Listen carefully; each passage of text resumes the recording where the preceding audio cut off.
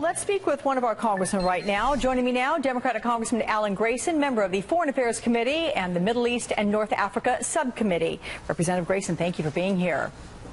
Yes, thank you for having me. So you've been very vocal, sir, in your opposition to any kind of intervention. What is your argument against this? Well, first, it's not our responsibility. Secondly, whatever we do won't actually accomplish anything useful. Third, it's expensive. And fourth, it's dangerous. Okay, you're pretty definitive in that. How much pushback are you getting from any of your constituents or from fellows in the House? No, my position is actually the popular position here. We set up a website called don'tattacksyria.com, and within less than 24 hours we had 10,000 signatures on our petition to the President against this action. The polls now show, and will continue to show, that Americans understand it's simply not our responsibility. We're only one country out of 196. We have our own problems to deal with, and we're not the world's policeman nor the world's judge, jury, and executioner. All right, I'm curious if there's any debate on this, though, in your mind, because you have said that you don't even think it's clear a chemical attack occurred. Now, Doctors Without Borders, which is a completely impartial group, says that its partners have treated 3,600 people for chemical weapons symptoms. Do you not believe them? No, you're misquoting me and quoting me out of context. I said that several days ago before that evidence came in. Okay, so where do you stand on it now? Oh, now I think there's substantial evidence that there was a chemical attack. Okay. Do you question from where it came? It doesn't change my mind about anything that I said, though. I still think it's not our responsibility. It's expensive and it's dangerous, and our attack won't do any good. I've yet to hear anybody explain to me why our attacking Syria will take away their ability to commit such an attack in the future. It's just meant to basically... Do you question, sir, the President saying, do you question, sir, the President saying that this is a threat to our national security, the use of chemical weapons in Syria?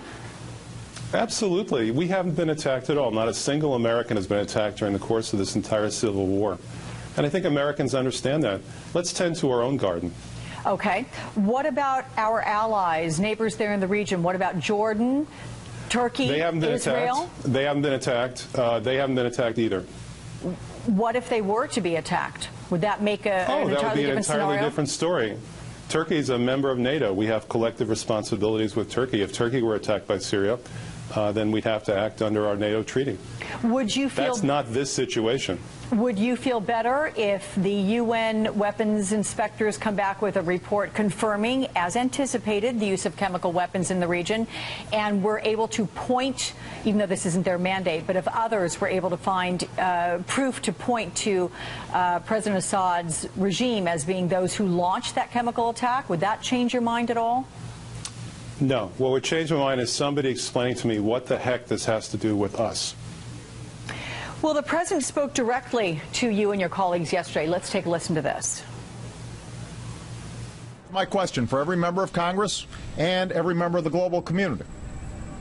What message will we send if a dictator can gas hundreds of children to death in plain sight and pay no price? What's the purpose of the international system that we've built if a prohibition on the use of chemical weapons that has been agreed to by the governments of 98% of the world's people and approved overwhelmingly by the Congress of the United States is not enforced? So what's your response to that? Well, first of all, not a single other country feels that way. Just a few days ago, we had the British Parliament debate. France does, I believe. Well, no. France is saying we'll wait and see, so that's not the case at all.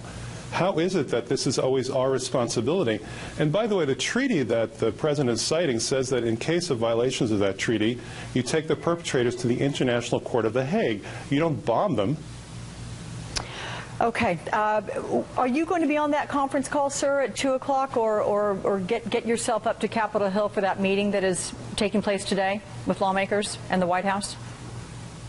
No, there is no conference call at 2 o'clock with general membership.